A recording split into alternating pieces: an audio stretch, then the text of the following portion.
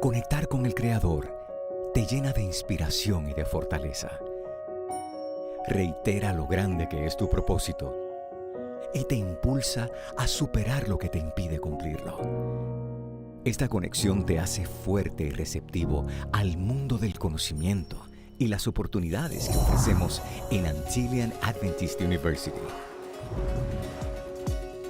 En Antillean, te acogemos como parte de una gran familia multicultural. Respaldamos tu preparación con más de 60 años de valiosa experiencia y programas acreditados que te capacitan para ejercer tu profesión sin límites ni fronteras. Te motivamos a compartir tu conocimiento y talento para servir con pasión y vocación al mundo. Eres capaz de desarrollar tu máximo potencial. Conecta, crece, comparte. Buenos días y bienvenidos a nuestro repaso de College Board virtual. Nos sentimos muy contentos y honrados de que miles de jóvenes se han registrado para hoy compartir con nosotros y aprender o repasar algunas destrezas y herramientas que les ayudarán en el College Board en las materias de español, de inglés y matemáticas. Para saber más información sobre nuestra universidad y nuestros programas como enfermería, diseño gráfico, mercadeo digital, pueden visitar nuestra página web uaa.edu. No olviden que hemos separado para ustedes este domingo y el próximo domingo para continuar repasando lo que sería la materia de español. Antes de comenzar con nuestro repaso de inglés, los invito a que podamos tener una palabra de oración donde podamos interceder por todos ustedes, nuestros futuros estudiantes. Oremos. Querido y bondadoso Padre que estás en los cielos, Señor, en esta hora te entregamos a todos estos estudiantes que están viendo este live en esta hora, Señor, para que tú le puedas colmar de sabiduría, Señor, ayudar a aprender, a repasar, Señor, adquirir las destrezas necesarias para poder hacer un buen desempeño en su examen de College Board. También te pido una bendición especial, Señor, por todos los recursos, profesores que van a estar impartiendo la enseñanza en este día, Señor. Gracias por todas tus bendiciones. En el nombre de Jesús, amén.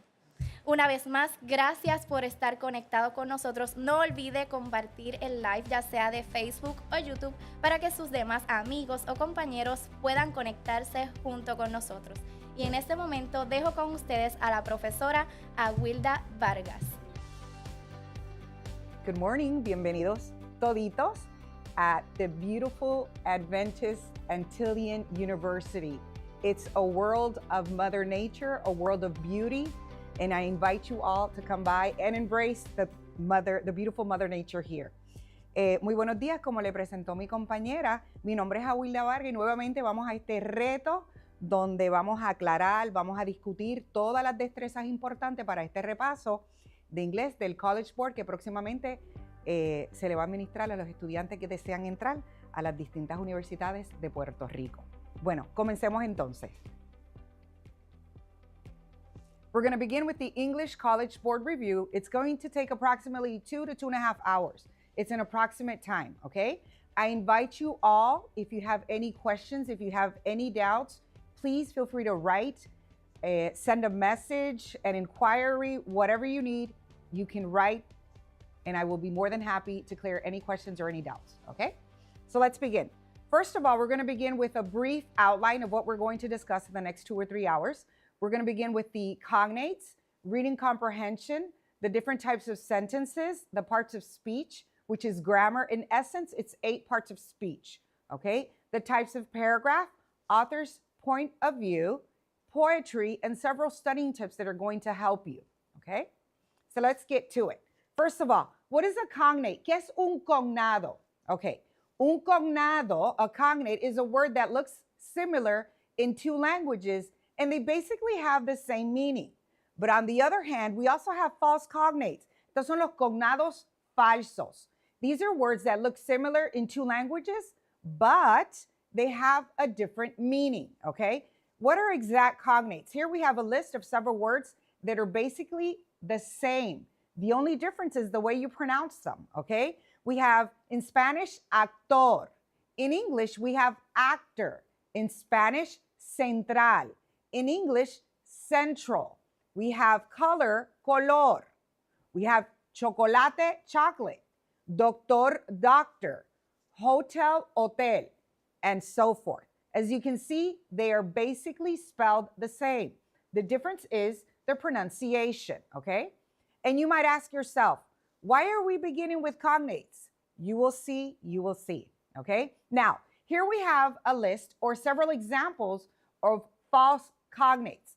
I always like to provide the false cognates because they're gonna help you filter out the words we don't need, okay? For example, gracious, gracioso. Many times it's confused with the word gracioso.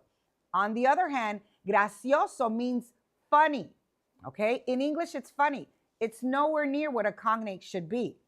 And cognates, cortés, would be the cognate of gracioso, okay? Of gracious. It's a complete opposite.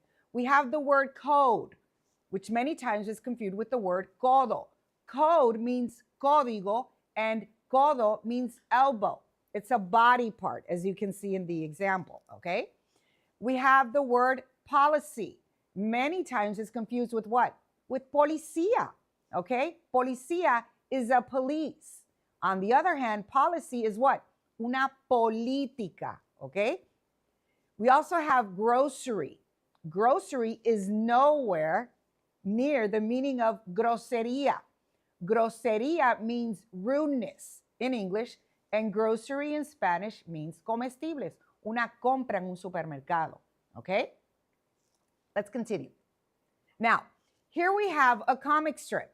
We have two young ladies, two friends that are speaking. And one of them says with the eyeglasses, she says, I was so embarrassed. And her friend is thinking, embarrassed? Is she embarazada? Maybe she's pregnant. Well, is she? And what does she respond? I didn't know you were pregnant. And look at her face. She's shocked. Why? Because embarrassed means what? It means maybe ashamed. Maybe she was insecure, right? In Spanish, embarrassed es de vergüenza. Quizás le dio un poquito de pacho. No es que se encuentra en estado de embarazo, ¿verdad?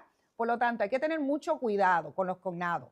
You have to be very careful with these false cognates. Now, I have provided two links for you to verify. They are awesome when it comes to cognate lists. It has thousands of words that you can use, and actually, it's going to help you acquire vocabulary. And that's what you're going to need. That's a very useful tool for you to use when you're reading these texts in the College Board, okay? We have EnglishHints.com and Spanish.academy, okay? So I welcome you to enter these pages, and you're going to find a world full of vocabulary, okay? Now, this is just an exercise. Esto es como que un calentamiento para que ustedes entonces, ¿verdad? Calienten motores allá con vocabulario. Excelente. ¿Qué quiere decir excelente en inglés? Alguien que me lo pueda escribir. ¿Qué quiere decir excelente? ¿Qué quiere decir generoso? Y elefante. Persona. Familia. Diferente. Instrucciones. Okay? You can either send a message, type it in, or just practice, okay? So the next time someone asks you, do you speak English or do you understand English? Be affirmative. Say, yes, of course I do, okay? Now we're going to begin with what is reading comprehension. ¿Qué es la comprensión de lectura?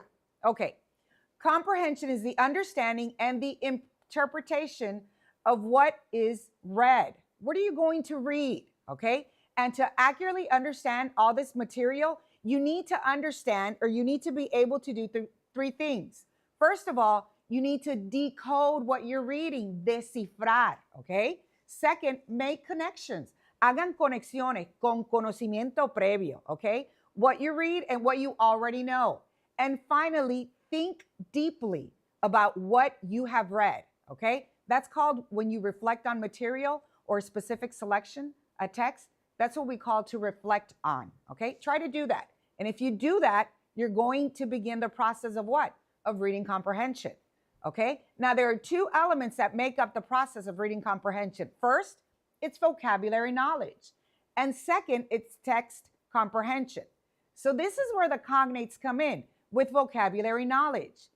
If you're in a rut and you don't understand a word, try to look or relate to words that are similar in Spanish. They're going to help you understand the text, okay? And to understand a text, the reader must comprehend the vocabulary used. Once again, go back to the cognates. So if we were to summarize what is reading comprehension, we summarize it in 3 to 4 words. It's the understanding and the interpretation of text. Es la comprensión, ¿verdad? Y la interpretación del texto, ¿ok? Del vocabulario, de la selección. Continuemos, jóvenes. Okay, now, reading comprehension. Readers are thinkers. If you read, it's going to take you to what? It's going to make you think. And how do we begin this process? First of all, you have to make inferences, okay? Self-monitor yourself.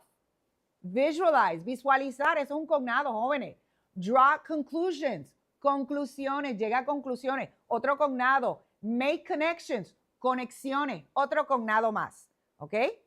So, you'd use these steps and you're going to be on your way to comprehending the text, okay? Now, what about main idea? What is the main idea in reading comprehension? First of all, idea. It's a cognate, la idea principal, okay? The first thing that you do in reading comprehension is what? You search for the main idea within the text.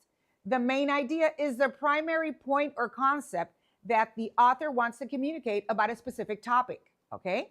Now, when the main idea is stated directly, it's expressed in what is called a topic sentence, oración temática. Ahí se encuentra la idea principal cuando está expresado directamente, jóvenes.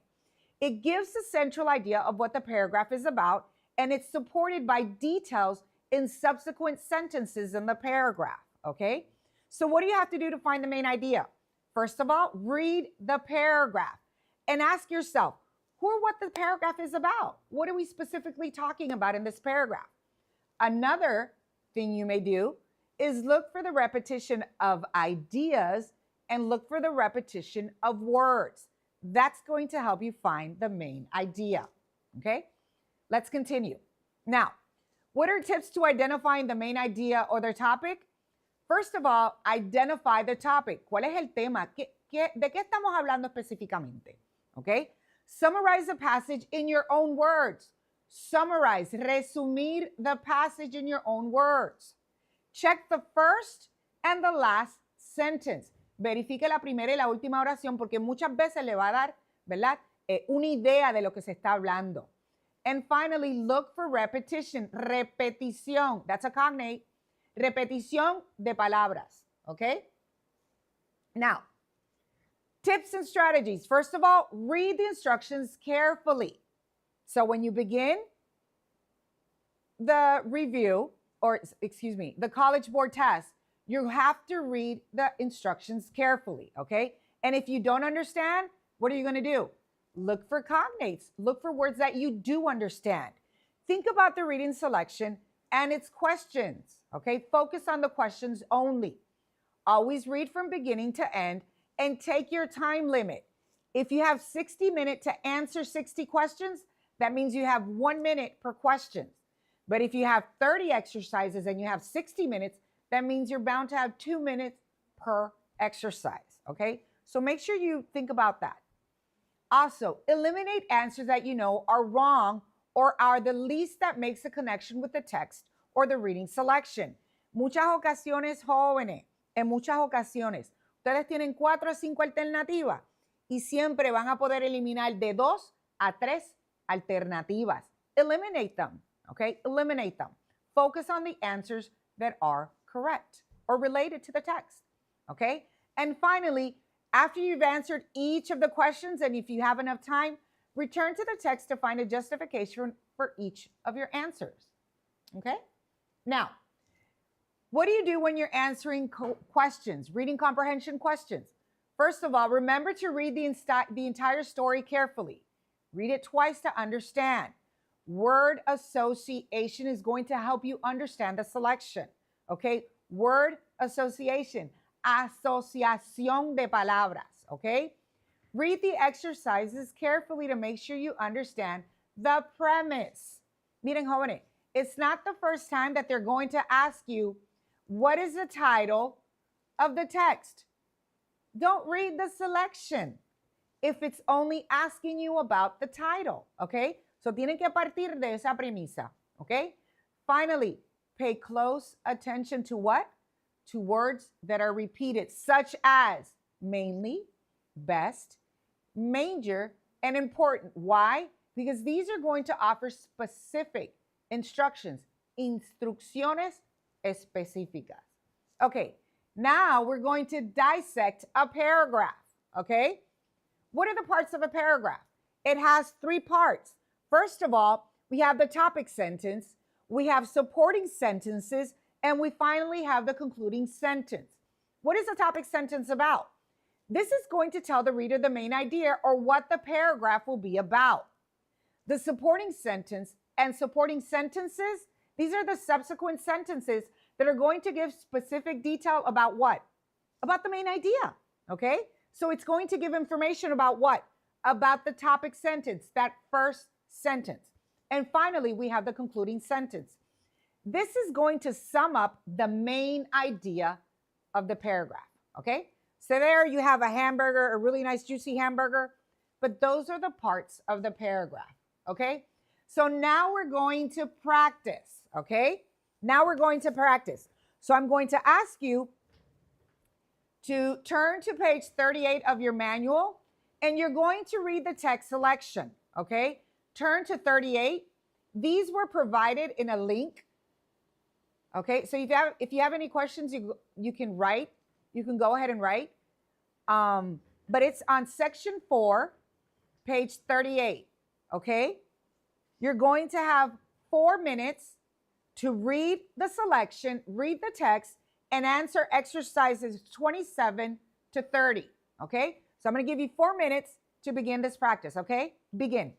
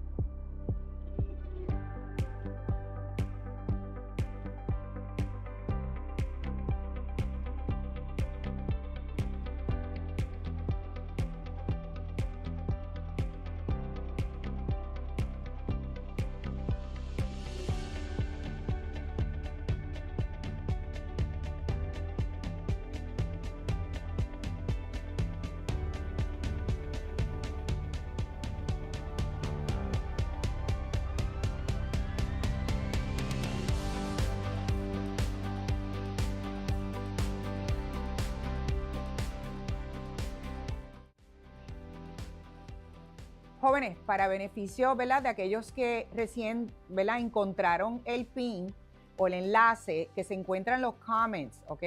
Tanto en YouTube como en Facebook. Por favor, verifiquen. Ahí están las tareas, todo el material que se va a discutir. Pues como les estaba diciendo, para beneficio de aquellos estudiantes, se le va a dar 3 minutitos para que puedan entonces realizar la tarea y así poder tener una discusión un poquito más, ¿verdad?, apropiada y pertinente. Tienen 3 minutitos. 3 minutes. Begin.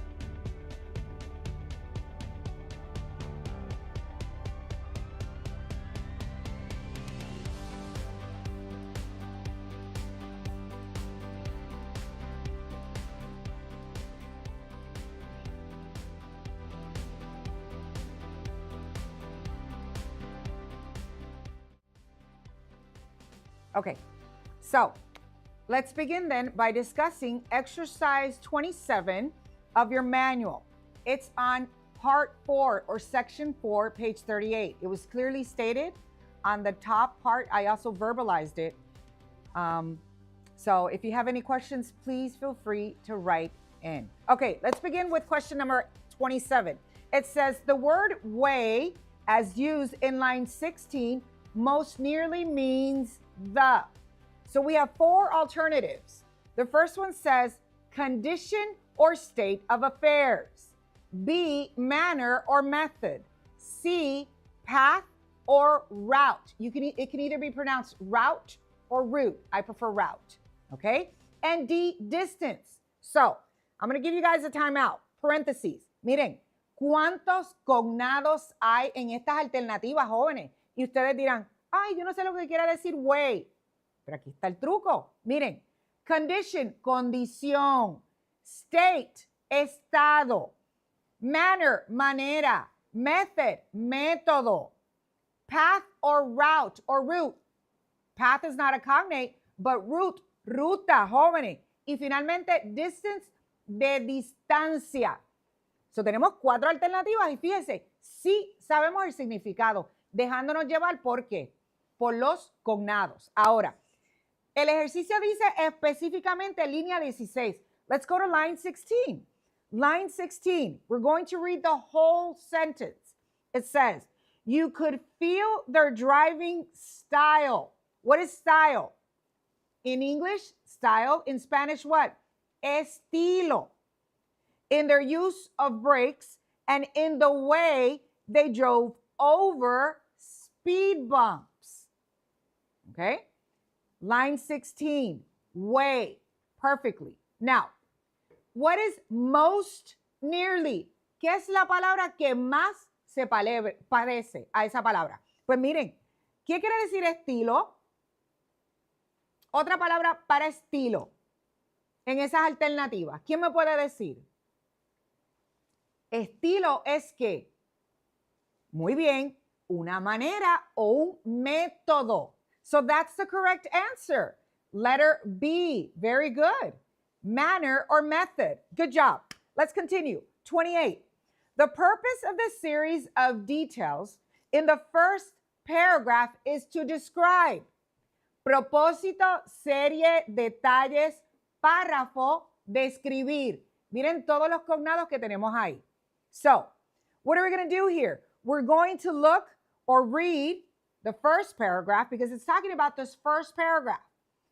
Let's look at line 5, line 6, and line 11.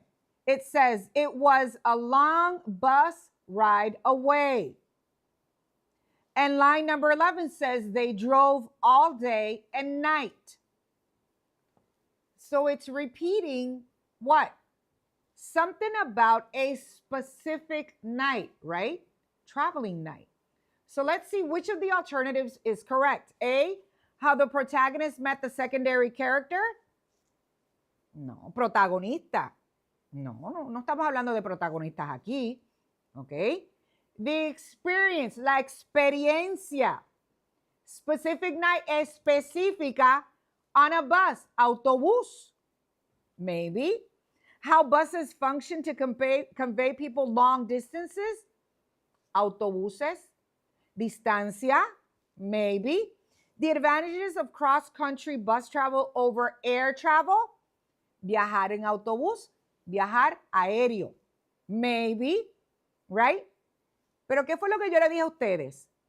They're talking about a specific night. A long bus ride away. It was all day and all night. So what would be the correct answer? A, B, C, or D? Which one? Letter B. Correct. Very good. The experience of a specific night traveling on a bus. Great. Exercise 29. According to the reading, the main character is from, this is very simple. Line 34. Line 34, la línea 34. What does it say? Life in the Northeast, in the suburbs of a big city. So it's stated directly. What would be the answer? Is it A, B, C, or D? If it's stated directly, the correct answer would be letter C. Suburbs, suburbios of a city. Okay? Great. Good job. Let's continue to exercise 30. This reading is mainly, miren, en letras mayúsculas, mainly, específicamente, o ¿de qué estamos hablando principalmente? Let's go to the last sentence in the last paragraph. It says, each of them rolled past each stop, staring at their own reflections on the windows, moving ever closer to adulthood. What is adult? Let's divide that word, adult. Adulto, right? Reflection, reflexión, okay? So, what is it mainly about? Cold and stormy weather? No. Traveling from childhood to maturity? Maybe. Desert villages and northern cities? No. Long distant bus trips and loneliness? What is it mainly about? What is another word for adult? Otra palabra para adulto. ¿Qué otra palabra se relaciona con adulto? Maturity, maduro, madurez. Okay? So, por lo tanto, what would be the correct answer? Letter B. Very good. Traveling from childhood to adulthood. Okay? So, these are the exercise we just discussed. Okay? So, now we're going to continue to another exercise. But now you have to use the other link. Okay? Now we're going to use the PAA, Guía de Estudio. La guía de estudio. En la página 70, page 71. Page 71, not page 70. I apologize. Page 71. Okay? There's a short selection, and we have 3 exercises. Okay? So I'm going to give you 3 minutes to complete these exercises on page 71. Verify the link, enter, and look for page 71. Okay? So you have 3 minutes. Thank you. A beneficio de todos ustedes, vamos a hacer una pausa para poder mostrarle en pantalla cuál es el documento que estamos hablando y así entonces todos estemos, ¿verdad?, listos para poder repasar y responder a las preguntas. Estamos aquí para ayudarles, no se desesperen. Vamos ahora a mostrarle para que usted pueda entender en qué parte la profesora está hablando. Así que no se despeguen, rezamos en breve.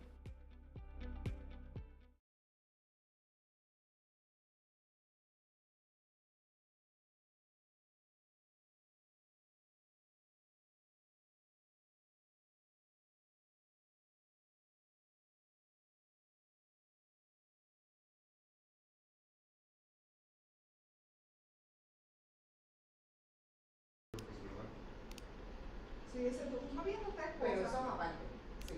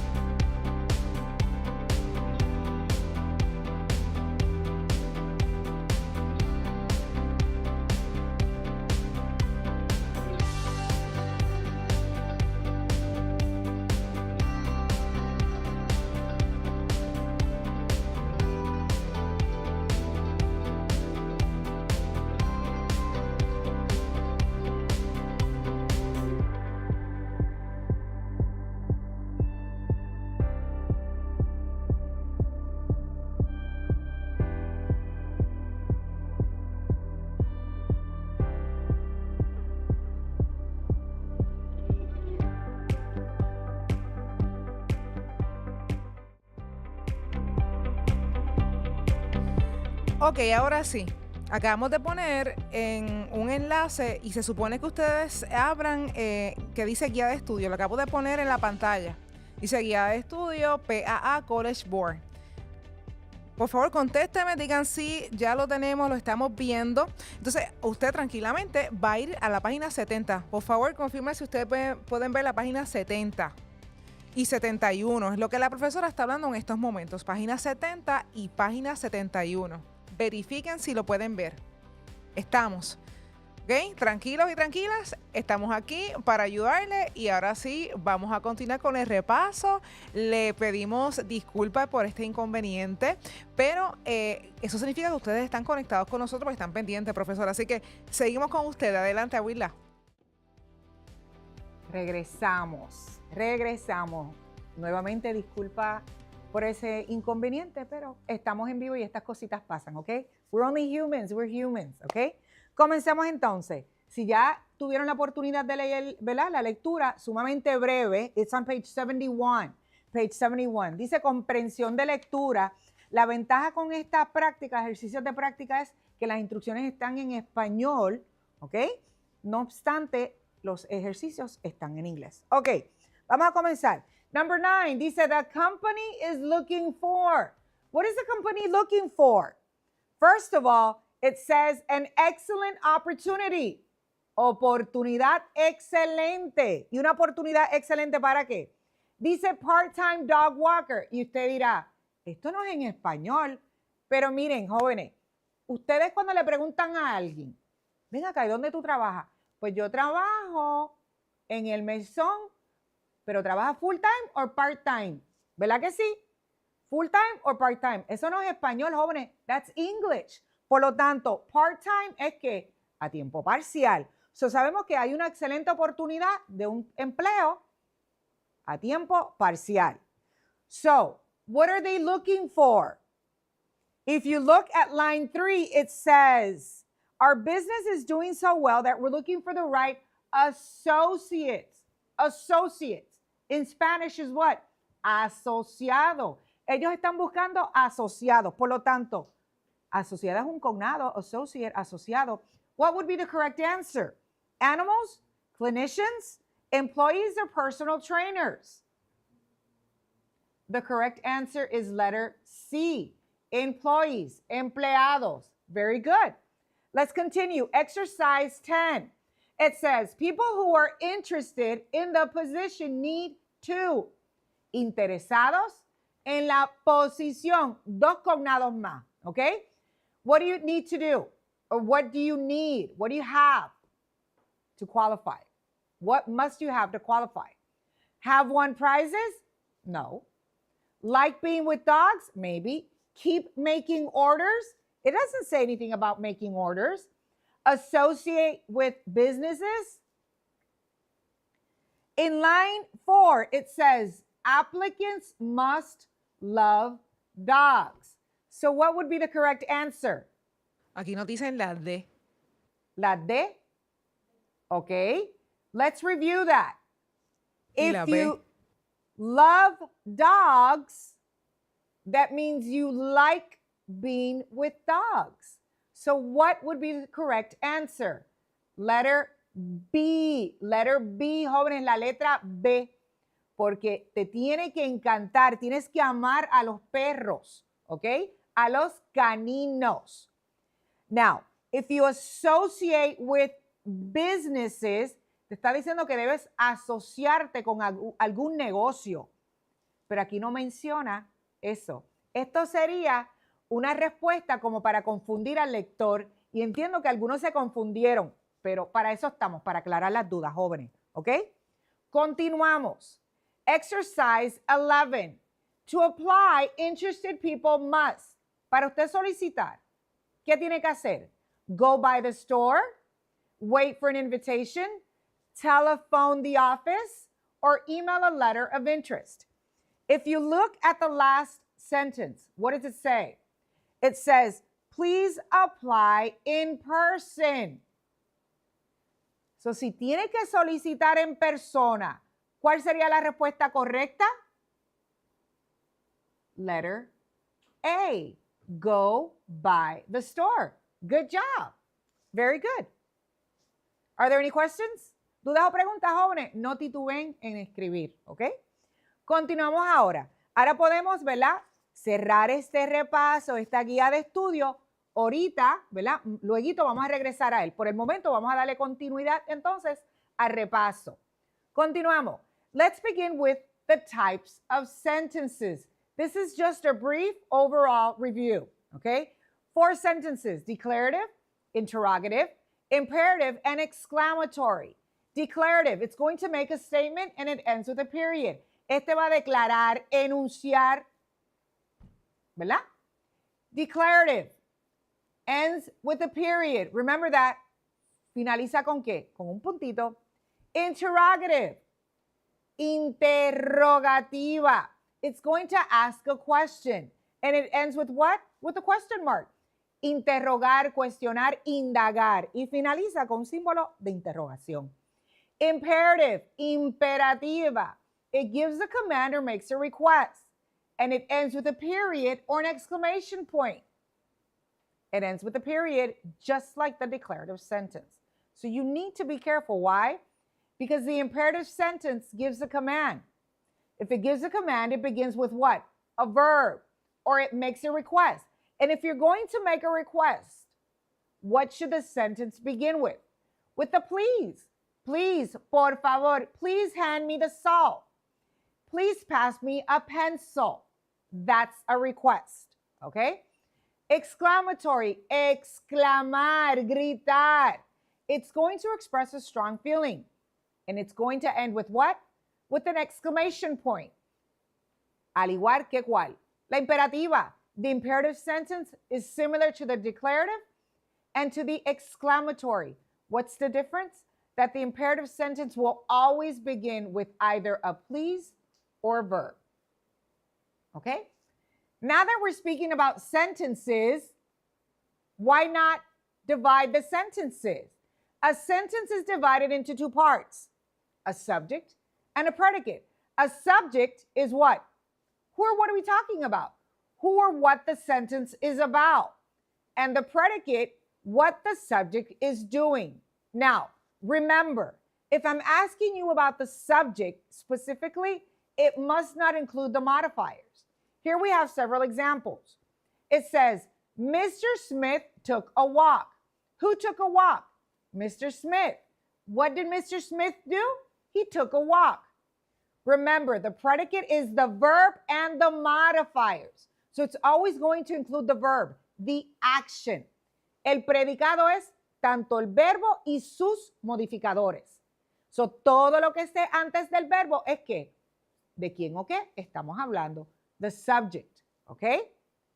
Subject who or what, predicate, what the subject is doing. Remember, it's the verb, okay?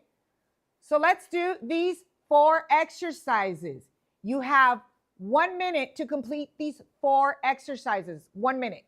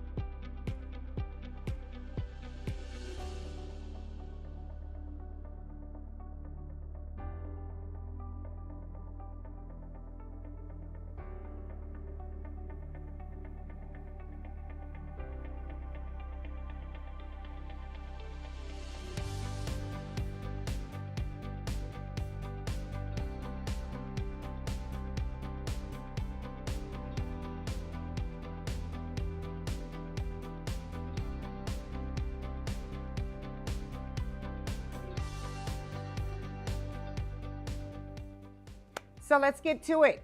Okay, exercise 1. It says the English professor handed out a syllabus on the first day of class.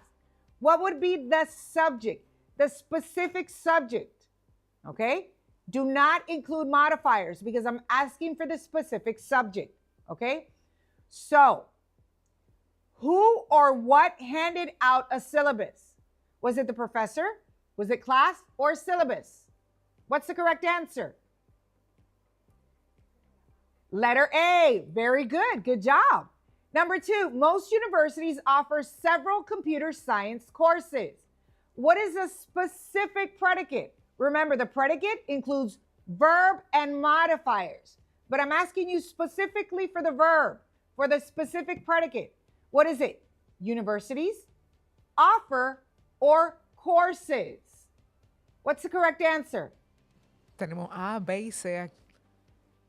Offer, letter B. If you chose letter B, good job. Why? That's the verb. Remember, predicate is verb and modifiers. But if I'm asking you specifically what is a specific predicate, it has to be the verb on its own. Okay? So it's offer, letter B. Good job. Number 3, the hockey team won the state championship. What's the specific subject there?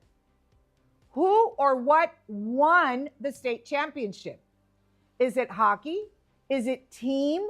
Or is it championship? Letter B. Good job. Muy bien. Un aplauso para ustedes. Excellent. And number 4, identity theft is a significant problem in the United States. What's the predicate? Is it theft, is, or problem? It's letter B. Very good. Small but mighty. Letter B is. That's a specific predicate. That's a specific verb. Okay? Now, let's return to exercise 8 on page 70. This is a very brief exercise. Okay? It has to do with word order. Which would be the correct sentence? Okay? Is it A, write Samuel for the newspaper? B, for the newspaper, Samuel writes. C, writes for the newspaper, Samuel. Or D, Samuel writes for the newspaper. What's the correct answer? First the subject and then the predicate. Who are we specifically talking about? Samuel. So which word order is correct? It's letter D. Very good. Samuel writes for the newspaper. Good job. Okay, now let's continue. Now we're going to begin with what a sentence is made up of. Okay, so we have different parts of speech. Grammar. Yay. Now we're going to begin with grammar. Grammar classifies words in 8 parts of speech. We have noun, we have pronoun, verb, adverb. We have the adjective, the preposition, the conjunction, and the interjection, okay?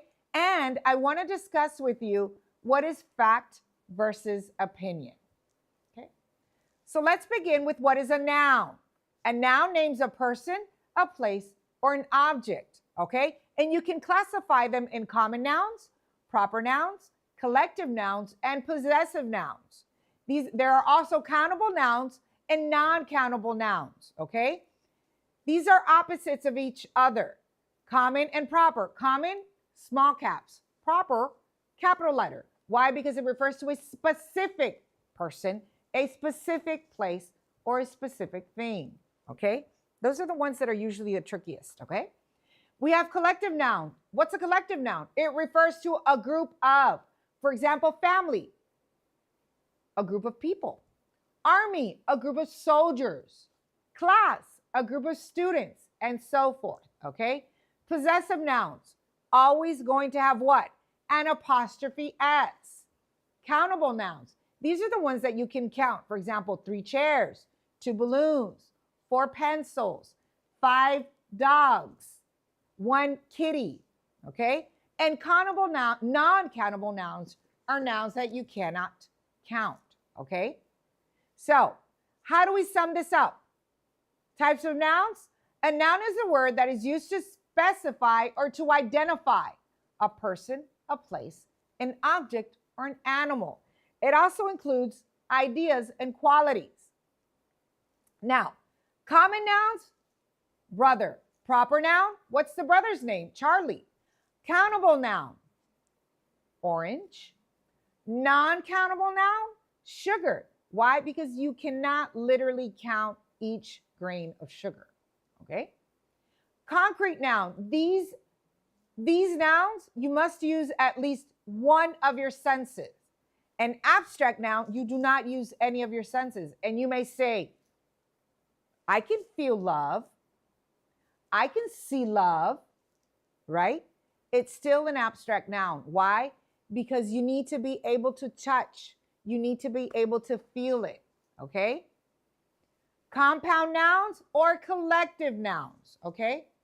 Now we're going to do a brief exercise, okay? You're going to have 1 minute to complete this exercise. 1 brief minute. Begin.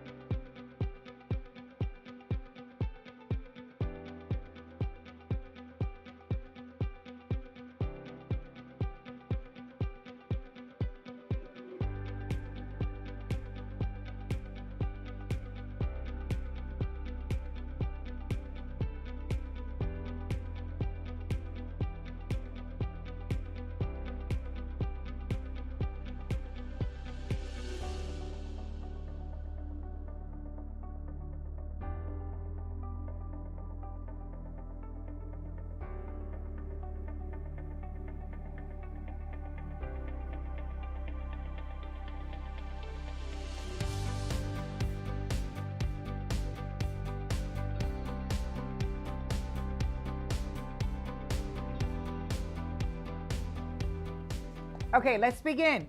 Which of the following words is a common noun? Remember, common, it refers to a noun in general. Is it run, car, slow, or to? Which one's the correct answer? Letter B. Very good. Awesome. Which of the following words is a proper noun? Remember, proper, it's specific. And if it's specific, it must be what?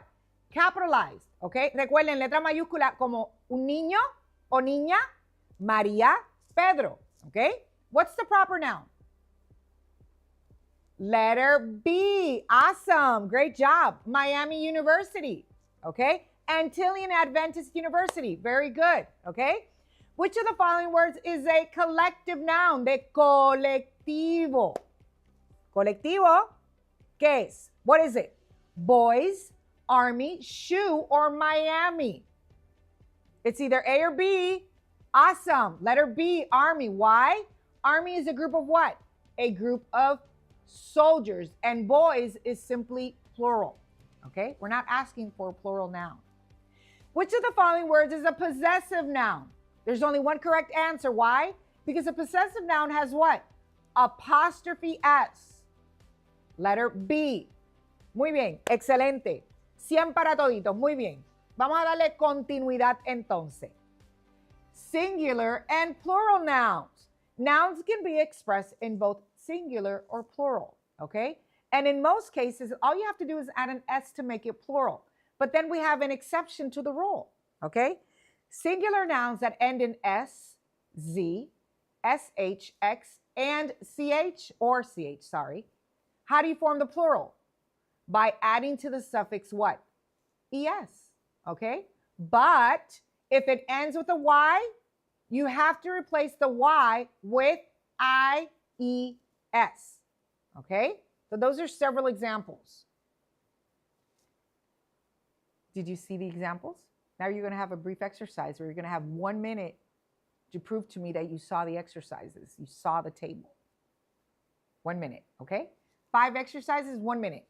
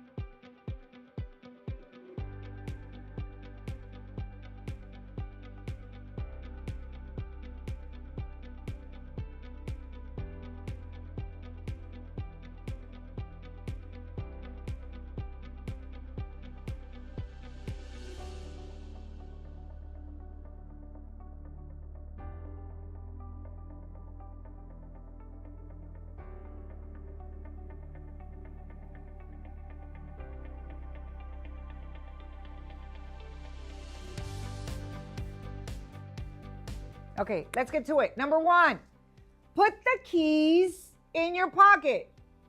It's either letter B or letter C. What's the correct answer? Letter B. Nice. Number 2, she had 3 babies. What's the correct answer? It's either B or C. Letter C. Great. And number 3, people carried the boxes to the car. It's either A or C. It's either A or C. That was my error. Sorry. So it's either A or C. Miguel caught 3 fishes. Letter A. And number 5, the blank were wet. The matches were wet. It's letter C. Now, I do want to make a parenthesis. In exercise 4, fish or fishes, you can either choose fishes or fish. Why? Because currently both are accepted. Fish is an irregular noun. It stays the same for both singular or plural, but it is currently accepted to add the ES.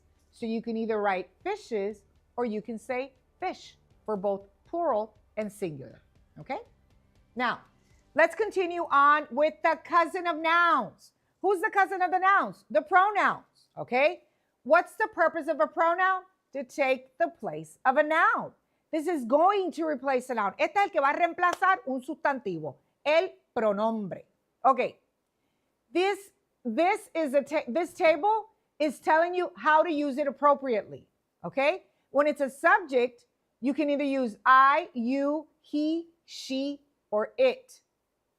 And if it's in plural, it's either we, you, or they.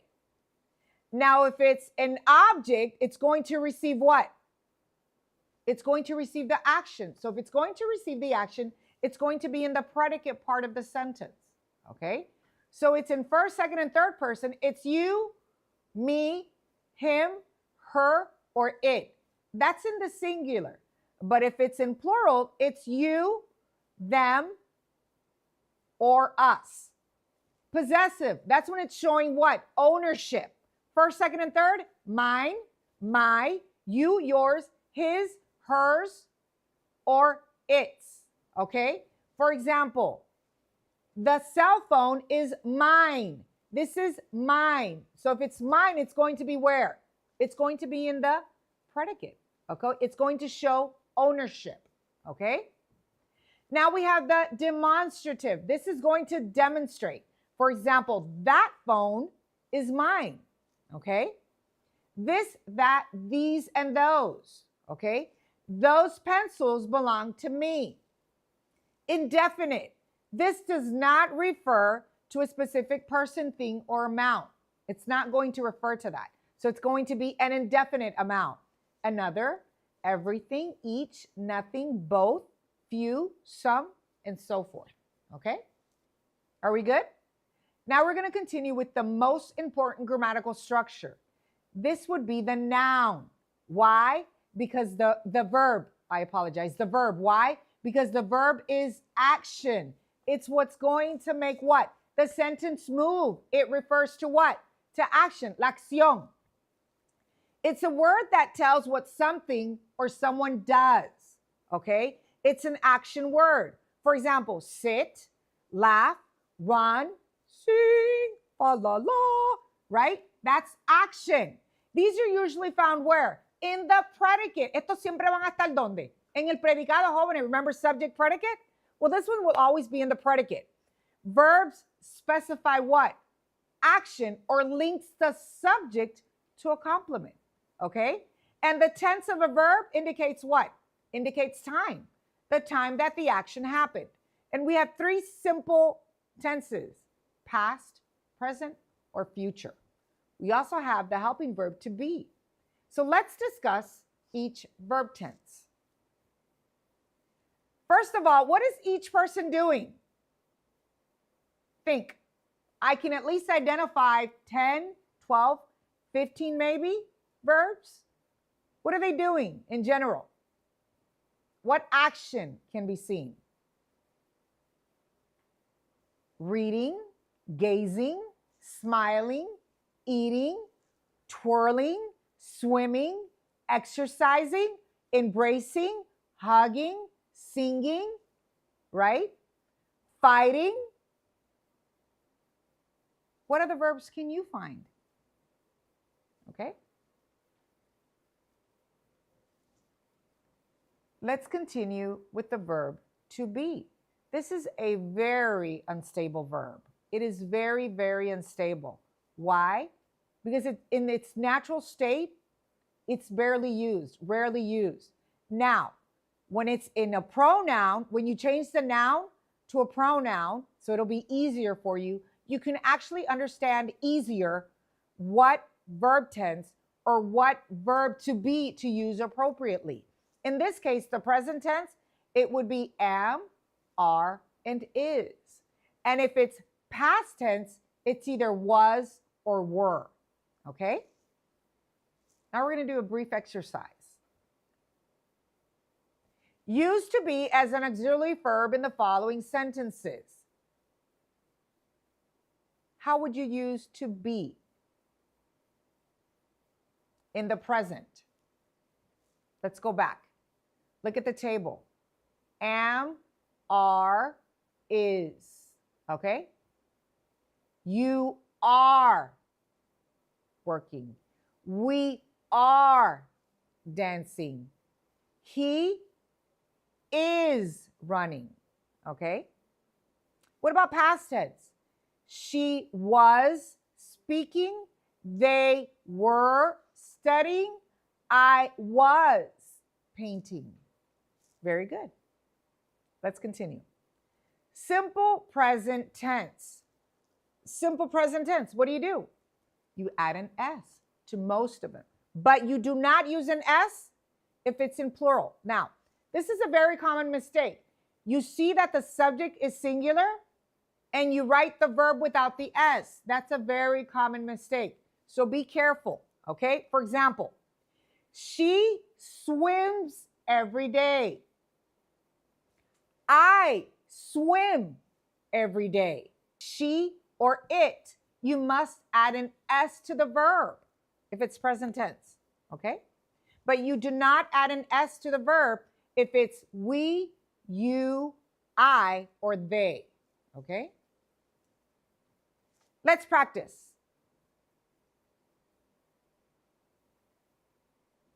Simple present tense verb. I'm going to give you 30 seconds to complete this exercise. 30 seconds, okay?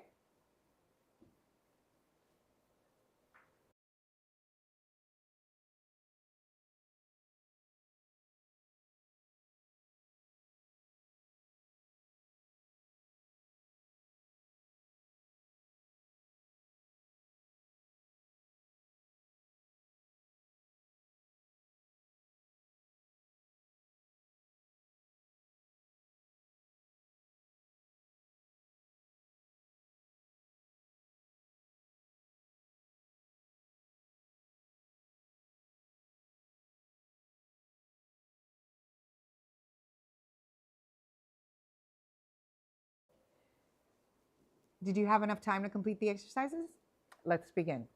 She, what? She likes to dance. You have to add an S. My Aunt Lydia buys in the supermarket. I like to sing, but don't have a good voice. We always travel on summer, okay? Good job. Now we're going to continue to the simple past tense. Basically, all you do is what? You add ed, and these are just simple rules for you to abide by to write the word correctly. Now, the last rule, it's very important. Why? Because irregular verbs do not follow any pattern. These are simply memorized, okay? So, you're going to have 30 seconds. 30 seconds to complete these exercises, okay? Begin.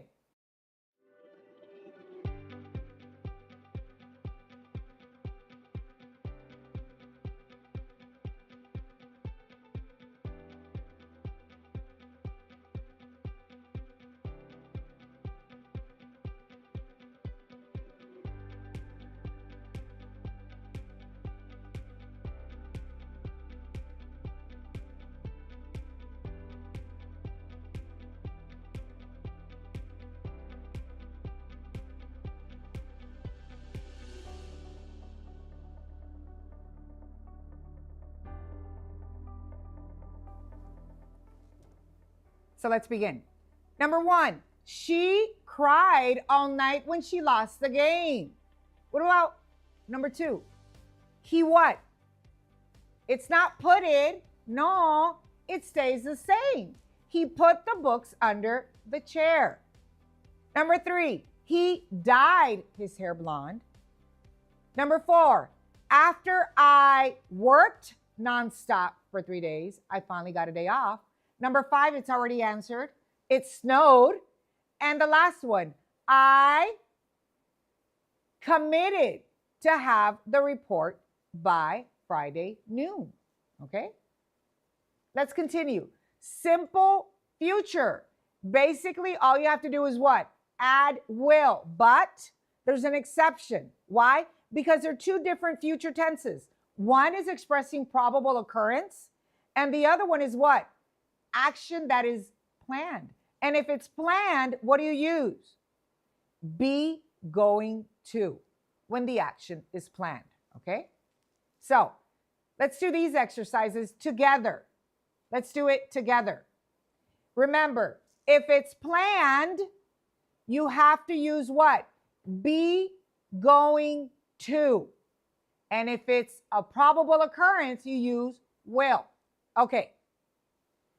Number 1, John is going to watch a movie on Saturday night. Why? Because it's planned. So John is going to watch a movie on Saturday night. What about number 2? The bird will fly high. Number 3, she will do her hair and makeup. Number 4, they are going to party all night. Why? Because it's planned. Number 5, I am going to sleep all weekend. Remember, if it's a probable occurrence, all you have to do is add will. And if it's an action that is planned, you must use be going to. Okay? And if you just want to make your life easier, add will. That's it. Okay? Any questions? Remember to write. ¿No entendieron? Okay, let's repeat. Meaning, here we have two different types of future tense. Simple. Now, if it's a probable occurrence que probablemente vaya a ocurrir, simplemente le añaden will. Will. Now, if it's something that's planned, planificado, you have to use be going to. ¿Ok? Pero esto es simplemente para dividir el futuro. No obstante, está correcto, es apropiado usted utilizar simplemente will. Y así no se confunden. Pero si fuéramos a dividir, ¿verdad?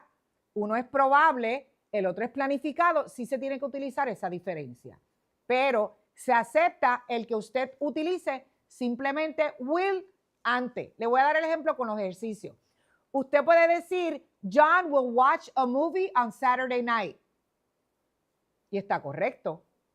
También puede decir, John is going to watch a movie on Saturday night. Y está correcto. Ambos quieren decir lo mismo. Simplemente que uno está planificada y uno es probable. Uno es planificado futuro y el otro es probable en el futuro. Los dos están correctos. De hecho, los dos quieren decir lo mismo. ¿Ok? So, cualquiera de los dos pueden utilizarlo y está correcto. Yo recomiendo, si están confundidos, simplemente utilicen will. Use will. And you're grammatically correct. ¿Ok? Me preguntan si se puede utilizar might. May. May. That's you may use may. Yes, you may use may. ¿Ok? Yes, you may. Progressive verb tenses. Okay. Progressive tense. These are the progressive verb tenses. We have simple, progressive verb tense, present, past, and future. These are the rules. All you have to do is what? Practice it, okay?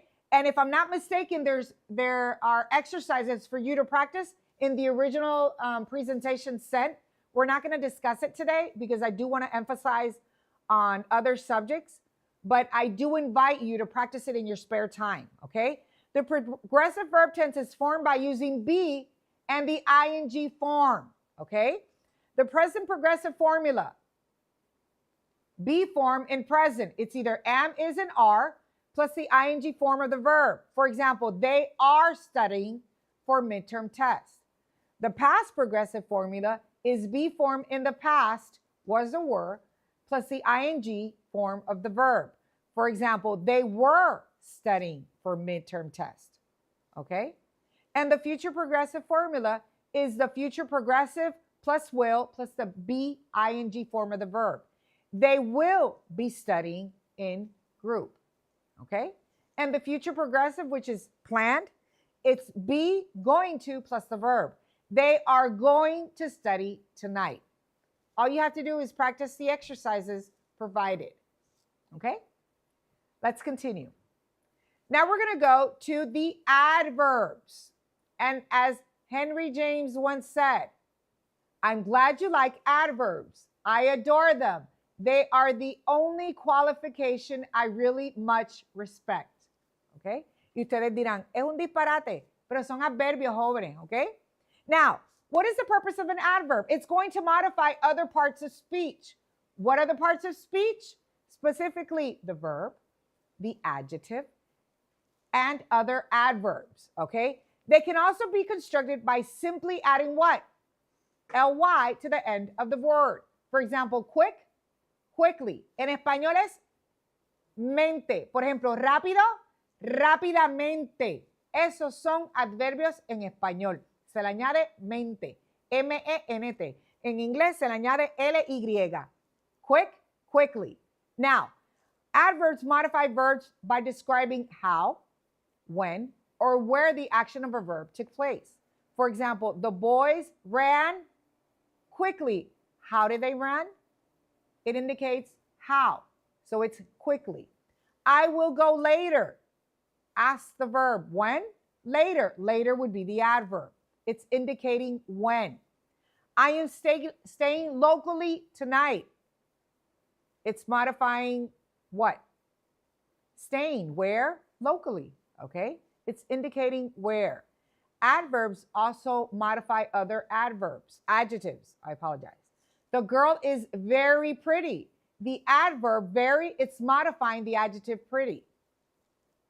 And finally, adverbs modify other adverbs. She spoke quite passionately about the term paper. The adverb quite is modifying the adverb passionately. And make a note of this. Passionately was initially what? An adverb modifying the verb spoke. How did the person speak? Passionately. Okay? Let's continue. What's an adverb? Adjective. It refers to what? What do I have there? What am I projecting? The colors. Why? Because colors is what gives what? Life to a sentence. So an adjective is going to describe or quantify what are the two structures? Pronouns and nouns, okay? An adjective is used to describe. It's going to answer the question, how? The beautiful girl. Beautiful is modifying which noun? Girl. Adjectives are also used to quantify. It answers the question, how many or how much? For example, there are 3 kittens in the basket. How many kittens? 3. Look at this next slide. Look at it. Isn't it beautiful? It's the beautiful creation of God, right? It says the use of adjectives are what? They're used to give color to your words, just like this beautiful picture of the sea, under the sea, okay? You can see the turtle. What else do you see there? Look at the reef. Look at the clownfish.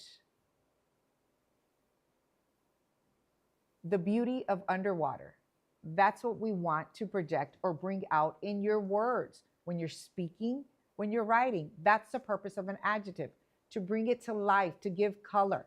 In Spanish, darle sazón, ¿verdad? Darle color a esas palabras, tanto escritas como habladas. ¿Ok? ¿Alguna duda o pregunta, jóvenes? There's a stingray. Yes, ma'am. Yes, yes, yes. Progressive is the same as continuous. Yes. Continuo, progresivo. Yes, they're the same, okay? Dudas o preguntas, recuerden que estamos para aclararlas en el momento. Escriban en confianza, jóvenes. ¿Ok? So, ya terminamos con los adjetivos. Vamos a hacer un breve ejercicio. You have 5 exercises there. I'm going to give you 30 seconds to identify or indicate. Identify first the adjective and then indicate if it's describing or indicating what?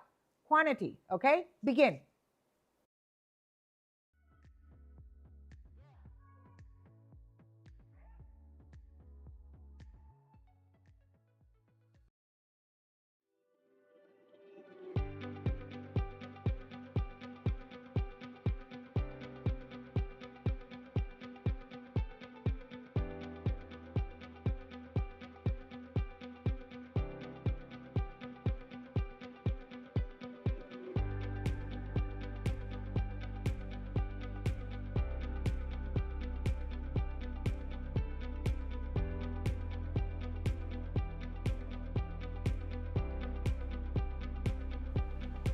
Ok, vamos a hacer este ejercicio rapidito y luego entonces regresar a aclarar una dudita, una pregunta que escribieron que la quiero aclarar ¿verdad? Para evitar entonces futuras confusiones.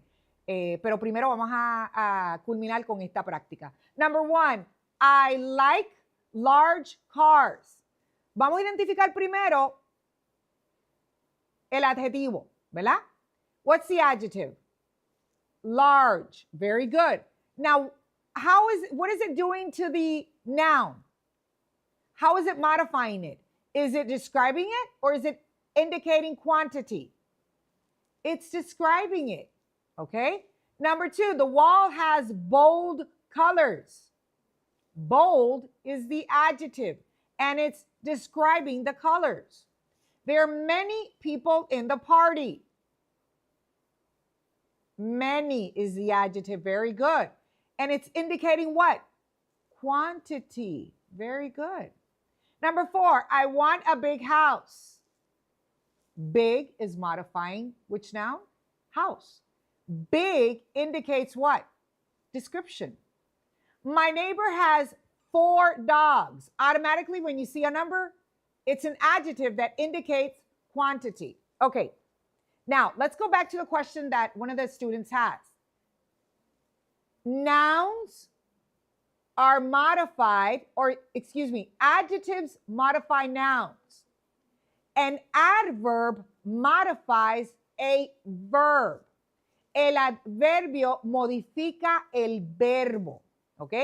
Para usted identificar el adverbio, le va a hacer unas preguntas. ¿Cómo, cuándo o dónde? How is the adverb modifying the verb? It must answer those 3 questions, or at least one of them, excuse me. And most of them end in ly. Now, on the other hand, the adjective, it's only going to modify or describe what?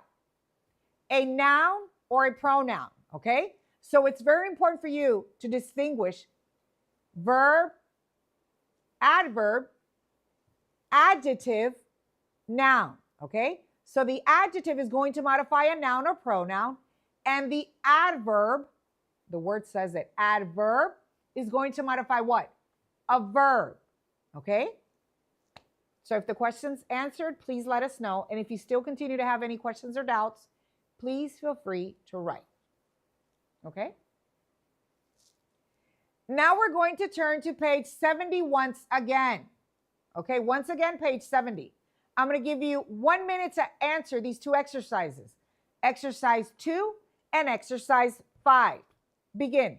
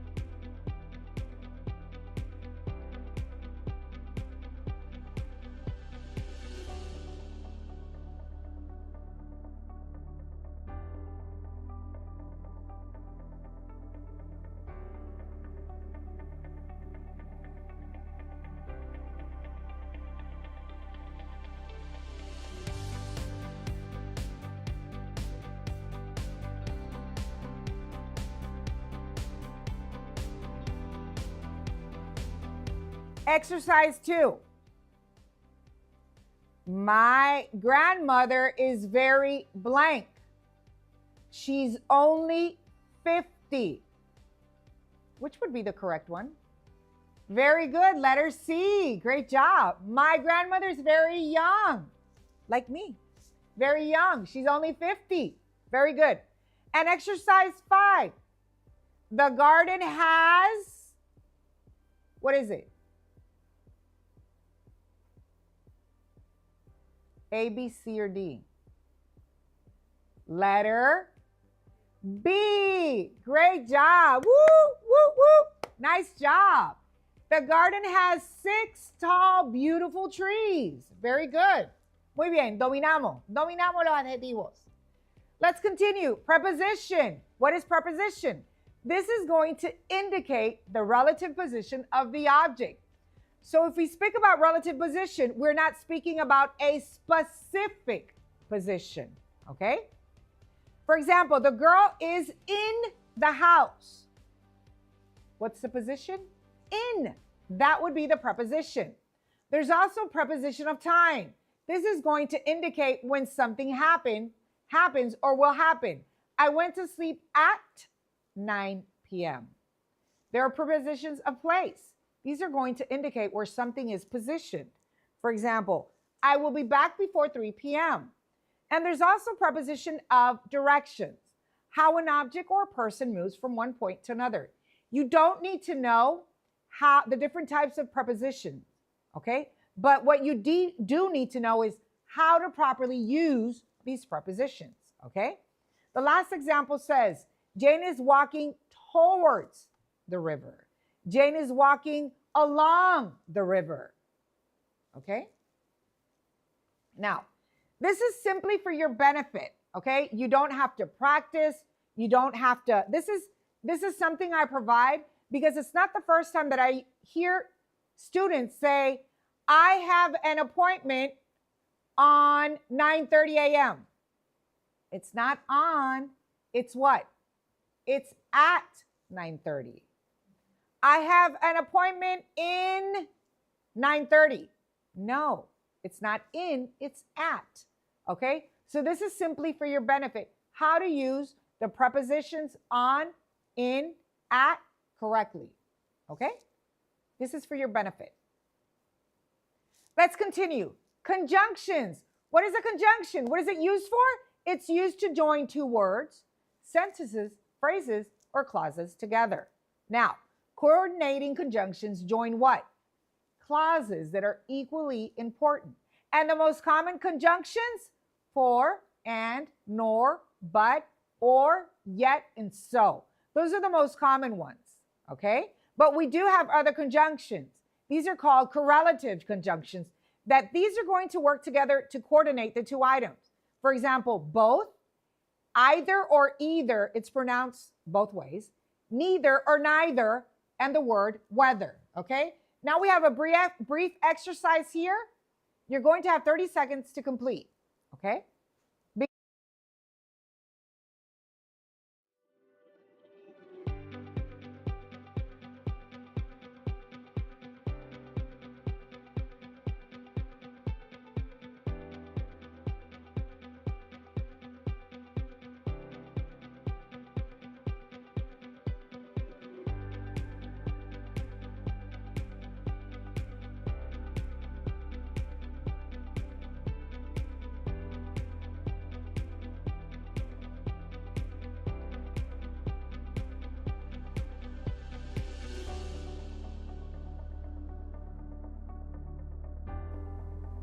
Let's begin. Vamos a comenzar, jóvenes. My sister and I love to read and sing.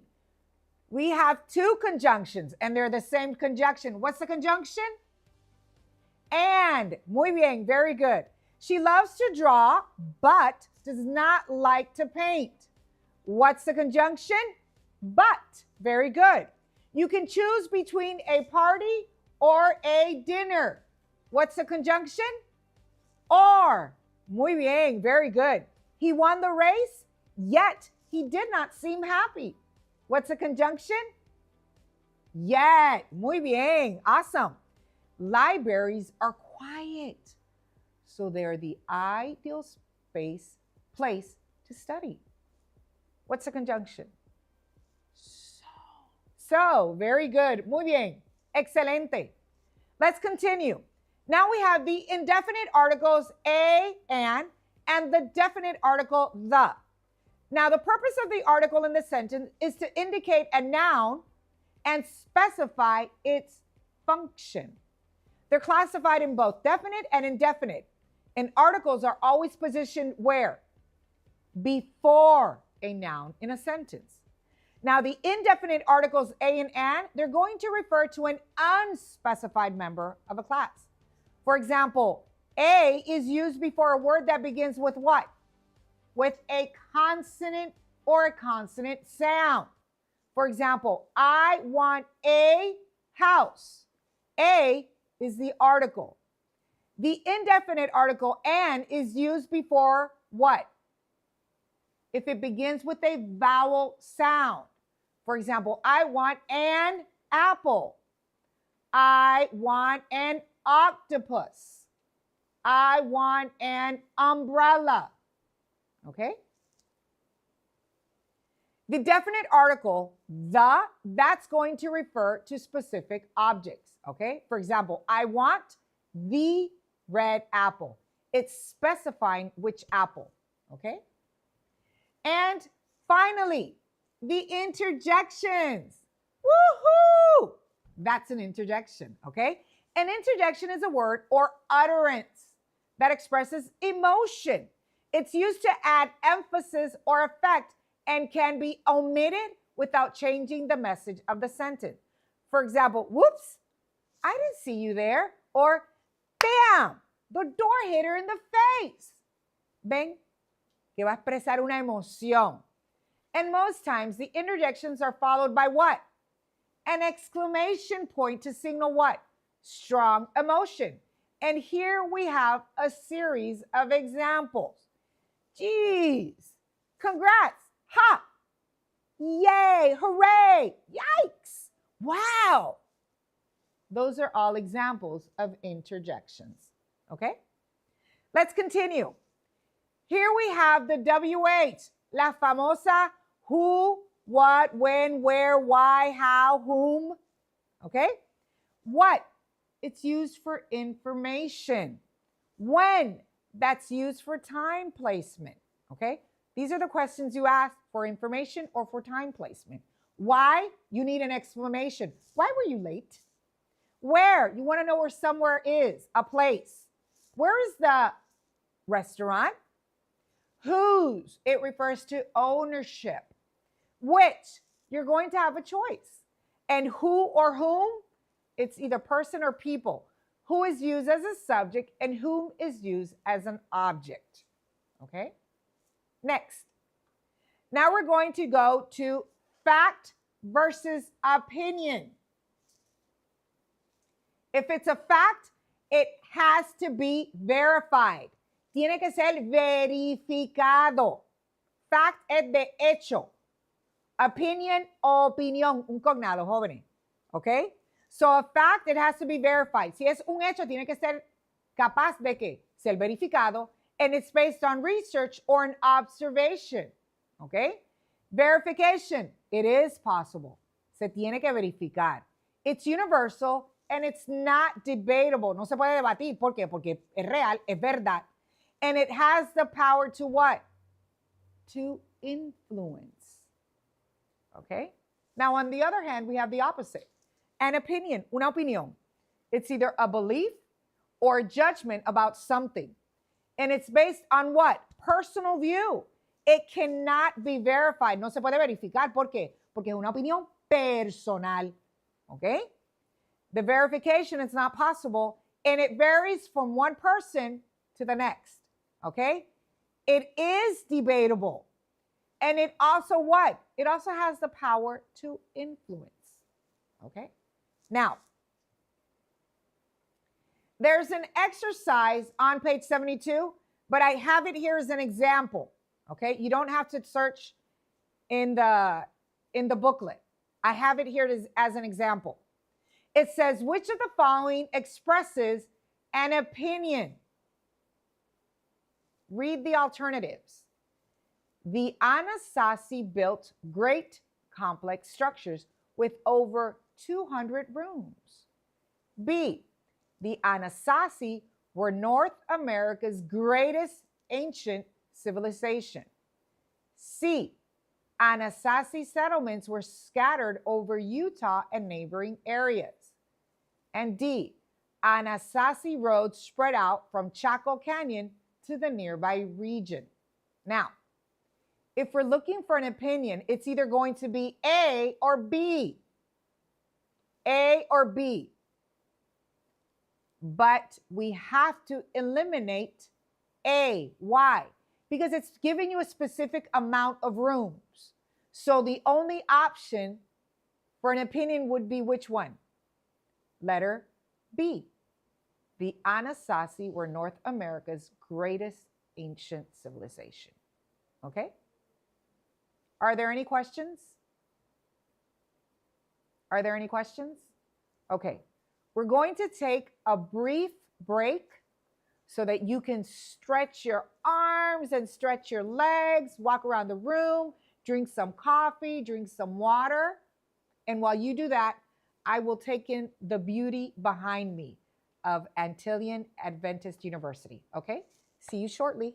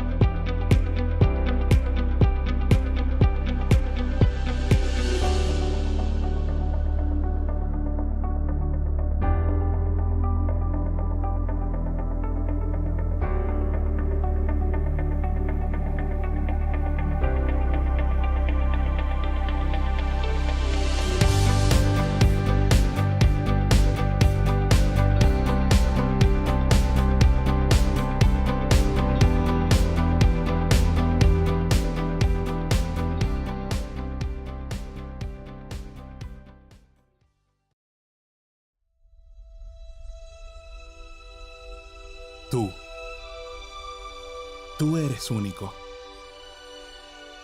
y posees un potencial sin límites. Un poder de mejorar y transformar el mundo que te rodea.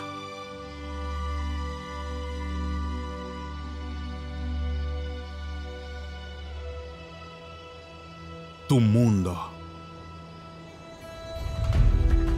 Existen soluciones por descubrir, universos enteros por explorar, crear y desarrollar. Caminos que trazar, conocimientos que adquirir, ideas por desarrollar, experiencias por vivir, disfrutar y compartir. Paisajes que apreciar y crear, personas por ver y conocer. Vidas que ayudar a mejorar. Posees un gran potencial, pero no eres perfecto. Te falta mucho por crecer, pero puedes mejorar. Ser transformado, crecer y desarrollarte sin límites, y ser un ente de cambio, una fuerza que transmite luz e inspira grandeza, que impacta y motiva. En cada paso que das, cada motivo, cada pensamiento, en cada momento que vives, sé la mejor versión de ti.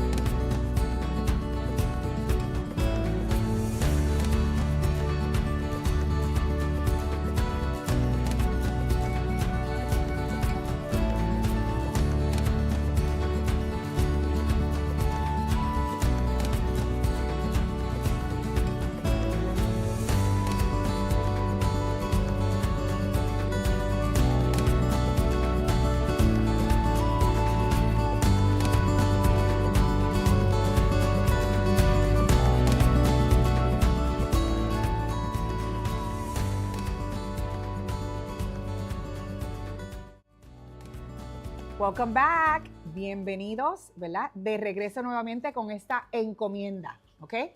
So, the second part of the review, we're going to begin with something a little bit more, I don't want to say difficult or complicated, but it does have certain structure and you need to follow certain recommendations so that it'll be much easier.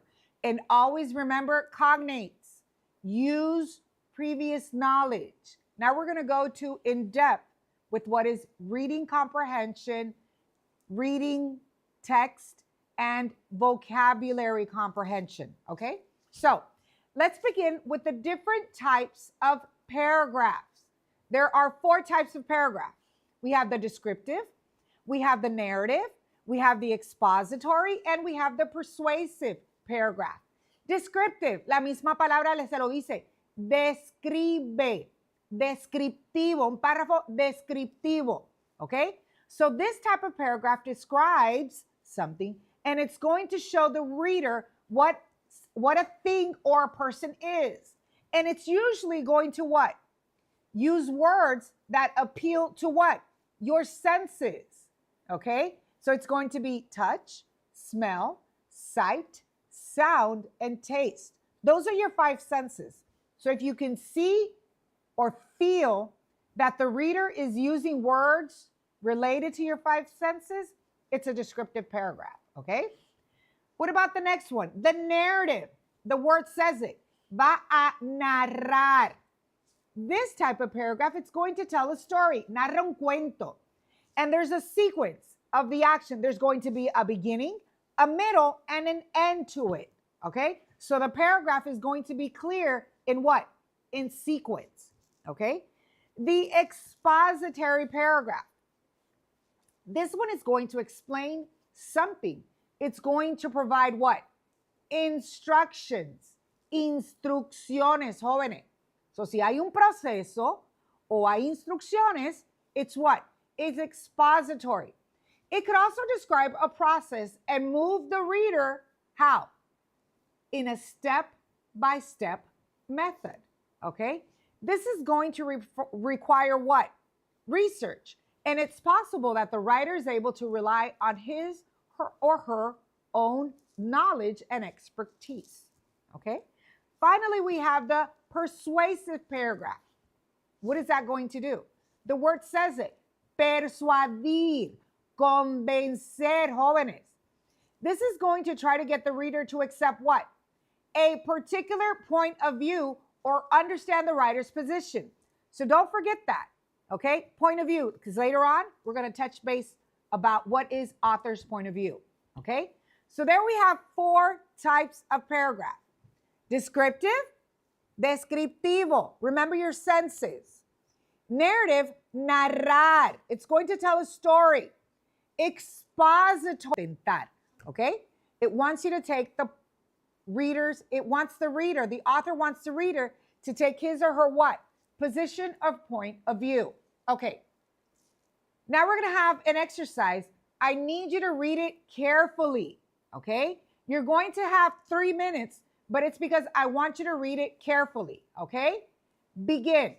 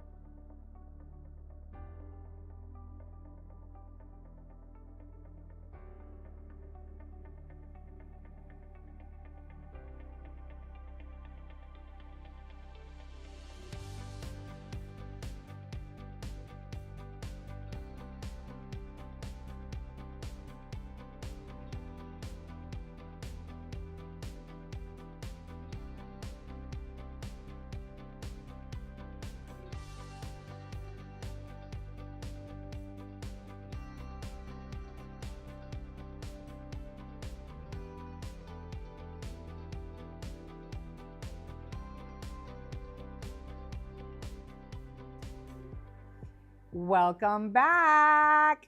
I'm here. Vamos a ver, jóvenes. Now, we're going to look for cognates. Let's do this step by step. Vamos a buscar los cognados.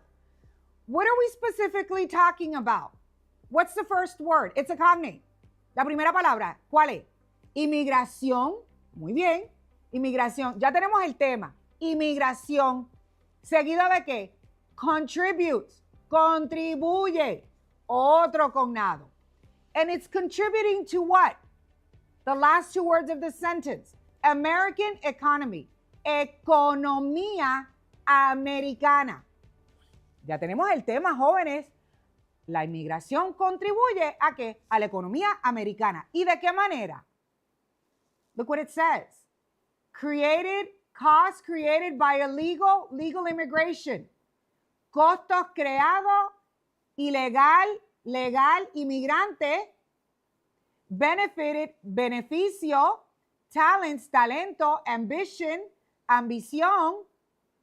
¿Qué más? American, americano. Labor, labor. Immigrant families, familias inmigrantes. Revitalize, revitalizado. Civic participation, participación cívica. Community, comunidades. Generation, generación. Economic activity, actividad económica. ¿Continuidad de qué? Industrialize, industrializado. ¿Ok? ¿Qué más? Global, recruit, global y reclutar. So, tenemos un más o menos de lo que estamos hablando aquí, ¿verdad? ¿Cuál es el propósito? What is the purpose of the author? Is he narrating, describing, exposing, or trying to persuade you? What is the author's purpose in this paragraph? Descriptive paragraph, narrative paragraph, expository paragraph, or a persuasive paragraph? Which of the four?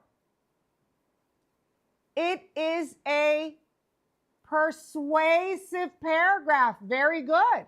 It's trying to persuade the reader of what? Of the advantages of immigration, of how immigration contributes to the American economy. Está hablando de las ventajas, de qué manera contribuyen los inmigrantes a qué? A la economía americana. Okay? Very good. Now we have another paragraph for you to classify. You have 2 minutes. Begin.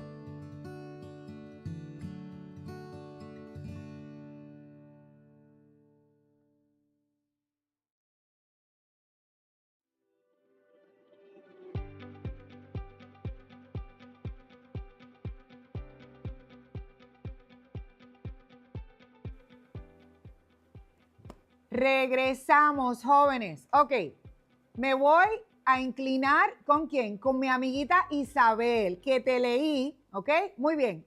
Tenemos dos alternativas, una correcta y una casi correcta. It's narrating an event, but it's very what? It's very descriptive. It's describing a specific what? A specific event. And how do we know that? Look at all the descriptive words that it's using in the paragraph. It's appealing to your senses. That is the reason why it's a descriptive paragraph. The lights grow brighter. The earth lurches. Orchestra is playing. So first you can see, now you can hear. The opera of voices pitches a key higher. The laughter, cheerful word, the groups change, the same breath, the new arrivals, they weave here and there, confident girls, right? There are wanderers, joyous moment, okay? Excited with triumph, glide on through the sea change of faces and voices and color under the constantly changing light. So this author is writing about a specific event. But if it's narrating, there has to be what? Beginning, middle, and end. And it's what? It's inclined to give you more description, more descriptive words. So that's why it is a descriptive paragraph, okay? Now, someone asked about being expository. What's the difference between expository, descriptive, narrative?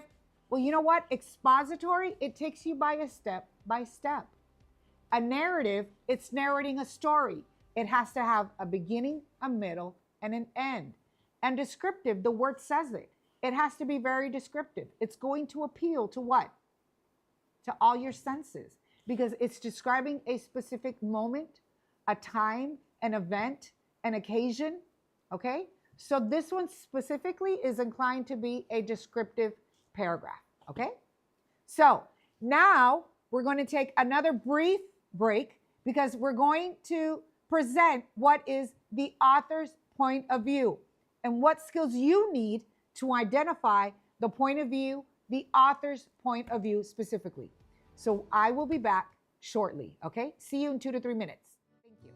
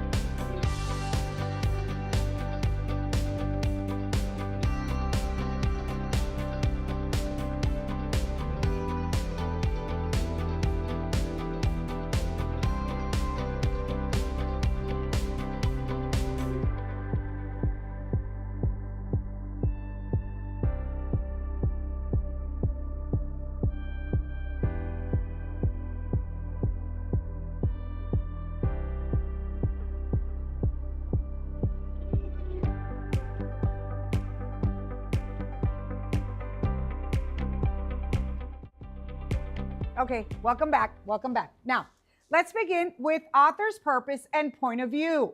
What is the purpose? Purpose is what? Propósito. Okay? What are our learning goals? So today, right, in the next 15 minutes, we're going to try to understand and identify the different purposes of text and distinguish between nonfiction and fiction, and to understand how the author's point of view is going to affect the text, okay? What is the purpose? Did you know that everything you read has a purpose? For example, when an author writes something, regardless if it's in a book, in a magazine, a textbook, or newspaper article, he or she is going to choose his or her words based on what? Based on his or her purpose, okay? So, what is the purpose? The author's purpose is the main reason for writing the selection. And there's going to be three purposes. It's either entertain, he either wants to entertain you, inform you, or persuade you, okay? Now, what is the author's point of view? An author's point of view, when an author writes to entertain, persuade, or inform, he or she will have his or her point of view on that specific subject, okay? So the point of view is an author's opinion about a specific subject, okay? So how does the author's purpose and the author's point of view go together? Yes, they go together. The author is going to want you to see the topic from his or her point of view or through his or her eyes. And for some issues, you will be able to tell if the author is for or against something, okay? So how are you going to identify the purpose? You're going to be able to recognize the author's purpose when you have a better understanding of the text. And also the purpose will determine how you are going to read the selection. Okay, can a selection have two purposes? Of course. For example, if the article is about eating healthy, he or she, the author, is going to try to persuade you to eat what? To eat healthy, to eat your vegetable, as well as to inform you about the different types of food groups, okay? Now, the author's purpose. Let's begin with inform. If the author's purpose is to inform, you will learn something from the selection. Information pieces sometimes use one or more of the following. They're going to use facts. It's going to have details or instructions. It's going to refer to certain places or events and people, okay? What about if the purpose is to persuade you? He or she will want you to believe his or her position, su posición, su postura. And these are usually non-fiction pieces. Although there are facts, it contains the author's opinion. So with persuasive pieces, it is clear on the author's point of view that he or she is for or against it, okay? Now, what about if the purpose is to entertain you? One goal may be to what? To tell a story or to describe certain characters or places or events. They may be real or they may be imaginary. For example, entertaining texts include what? Plays, poems, stories, jokes, or even comic strips, okay? Now we're going to determine the author's purpose. Use the information on the bottle to determine the author's purpose. What is the purpose of this author? Is it to inform? Is it to entertain? Or is it to persuade you? What's the purpose? What is your choice? A, B, or C? Good job. Who said A? The correct answer is to inform you. Why? Because the label contains information and instructions on how to what? On how to properly take the medication. Good job. Let's continue. Another exercise. What's the author's purpose here? Read it.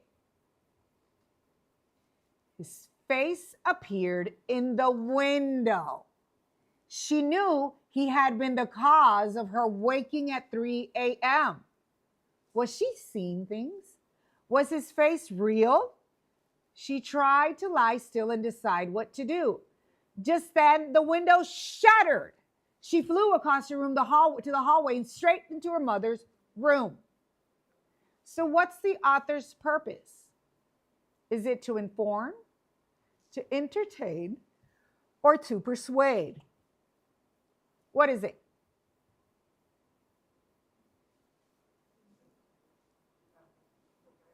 It's to entertain. Great answer. Great job. The author tried to capture a suspenseful mood in a story.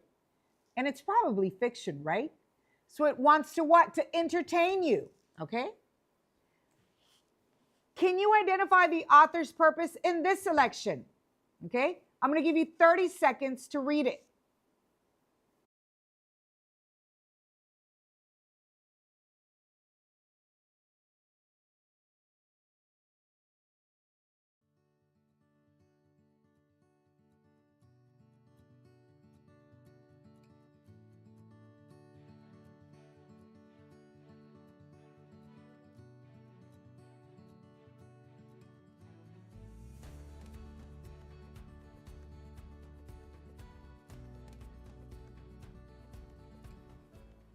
Let's begin.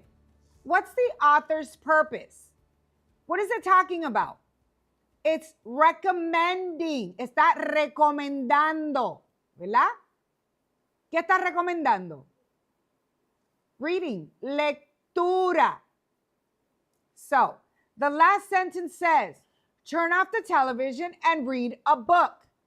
What is the author trying to do? Los leo. La mayoría de ustedes dijeron ¿qué? Inform, entertain, or persuade. It's to persuade. So if you chose C, very good. That's correct. This is an emotional appeal for you to do the right thing. And what's the right thing? To read. Okay? Also, what does the last sentence say? It's encouraging you to what? To turn off the television. Okay? Now, what are the steps to determining the author's purpose and the point of view? First, we're going to read the selection carefully. Then you determine if the selection is fiction or nonfiction, okay? What is fiction? It's a piece from the author's imagination and it is not based on facts. Fiction pieces are stories and the purpose is to what? To entertain you. These are going to create what?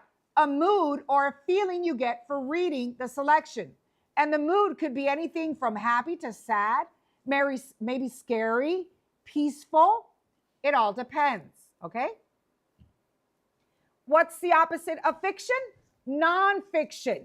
Nonfiction pieces are based on what?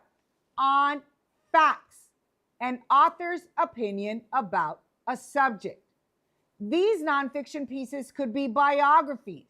They're articles from textbooks, newspapers, and magazine articles. The purpose of nonfiction writing is to inform and sometimes to persuade. Okay? Now we're going to complete an exercise. Okay? We've already completed the exercises. So what we're going to do is change. I'm going to need a minute so I can present now a different presentation based on poetry. We're going to do like a quick skim over the basics of poetry, okay? I'll be back in a minute. Thank you.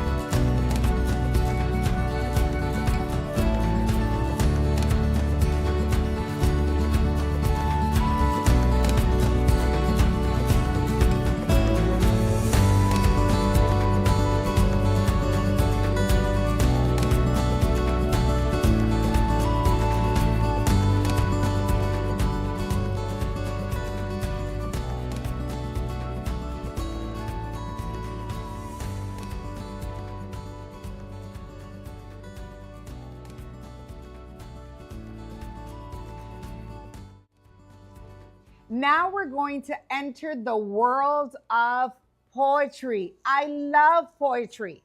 The world of poetry opens doors for you to understand and embrace the beauty behind words, okay?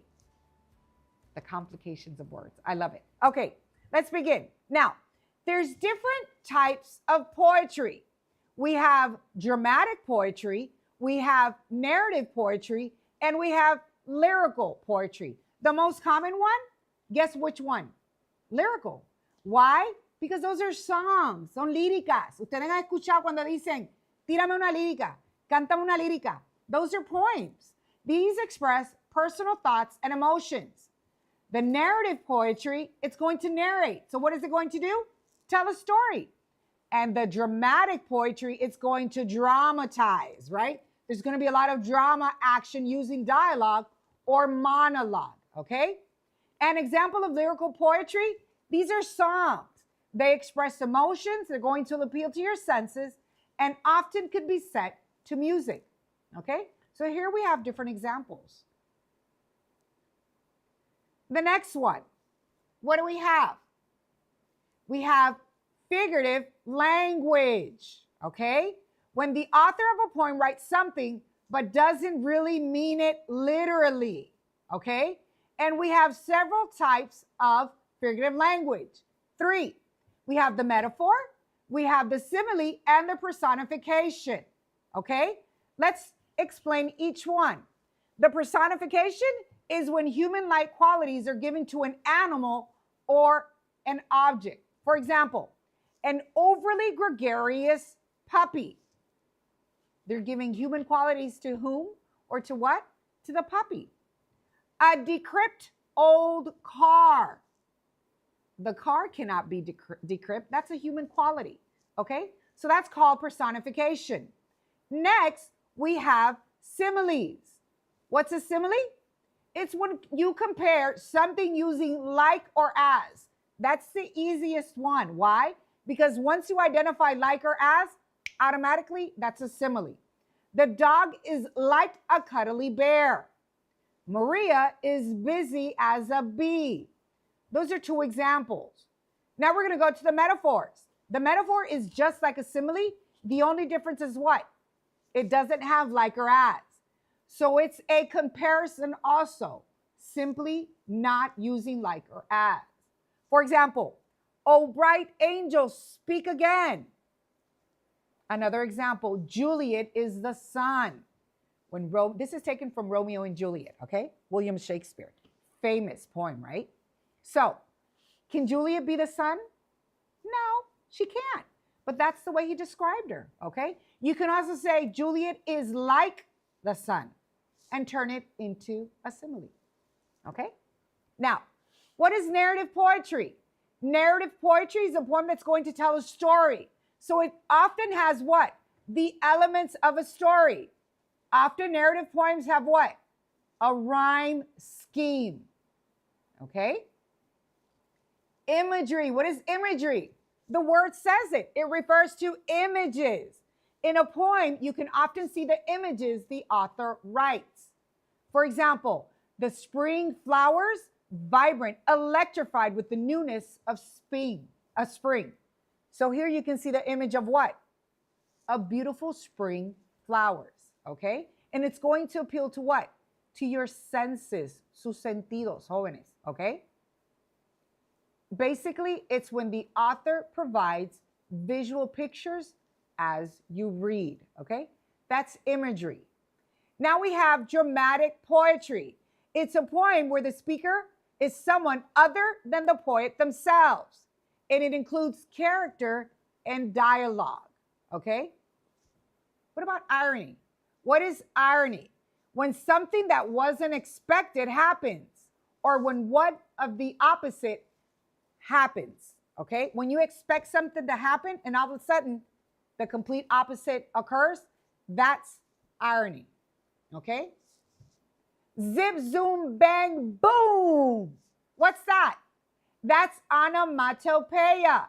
These are words that express sound, okay? Do you have any questions? These are the basic elements of poetry and the types of poetry, okay?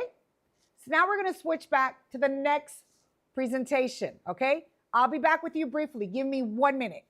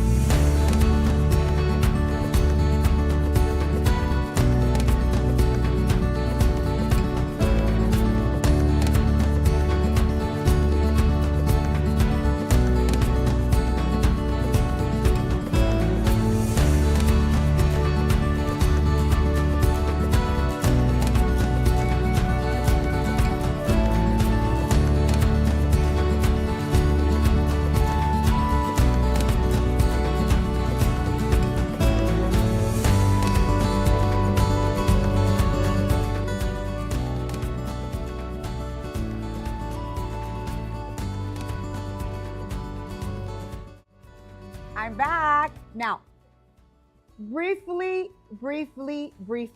we'll be done in a few minutes, okay? So now we're going to go on to several studying tips that I want you guys to take from this, okay? Estos son unos puntitos, ¿verdad? Que quiero repasar a beneficio de ustedes, que miren, no lo vean como una carga, véanlo como una aventura. Esta prueba le va a abrir puertas a ustedes, ¿ok? Studying tips. Remember to study ahead of time. That's what you're doing. So los felicito, de verdad. Un fuerte abrazo, un aplauso. Realmente el compromiso que usted tiene de estar aquí un domingo, un fin de semana largo. Miren, eso es digno de un aplauso. Realmente lo felicito porque usted se está preparando con tiempo. Plan your time and decide how much time you dedicate to studying each part or each section. Decide which subjects you're going to study each day. And remember the rule of frequency. The more you read, the more material you will remember, okay? And most importantly, study with what? With the purpose of learning, not because you're going to answer a test, okay? Miren, estudie con el propósito de aprender, no porque simplemente usted va a contestar una prueba. Así va a ser más divertido, ¿ok? Otra cosa más, si usted domina el español, pues no le dedique tanto tiempo. No domina mucho la matemática, dedíquele un poquito más de tiempo a la matemática y haga un balance. Lo mismo con el inglés, jóvenes, ¿ok? Seguimos. These are positive quotes. Estos son mensajes positivos para ustedes. Every accomplishment starts with the decision to try, and that's what you're doing. The body achieves what the mind believes. And if you believe that you're going to accomplish this mission, you're going to achieve it, okay? Stay focused on the mission. And what's the mission? To complete the College Board review and to complete, finally, the test. And finally, before anything else, preparation is key to success. Preparation, and that's what you're doing. La preparación, jóvenes, es la clave, es la llave, ¿para qué? Para cumplir, ¿ok? Y por último, esta imagen, ¿se le parece a la imagen reciente que ustedes están viviendo? ¿Verdad que sí? You're currently in this state, but you know what? It's all going to be worth it in the end, okay? These are several references that I'm going to share with you. If you want to look it up, you're more than welcome to. And I do not want to say goodbye without saying that I congratulate you and I'm here for you, okay? I feel you. I've been there. So if you have any questions, any doubts, please feel free to contact me. And I want to invite you to visit Antillean. You're going to love it. La flora y la fauna aquí es espectacular. Realmente es un tesoro escondido en Mayagüez. So los invito. Cuídense, bendecido domingo y un fuerte abrazo. Bye, bye. Agradecemos a la profesora Awilda Vargas por haber compartido con nosotros el repaso para nuestro College Board en inglés. Le instamos a que permanezcan conectados junto con nosotros, tomen su descanso, su tiempito para tomar alimentos ahora en el almuerzo y conectarse nuevamente a la 1 de la tarde con el profesor Omar Reyes, quien va a estar compartiendo con nosotros el repaso de matemáticas.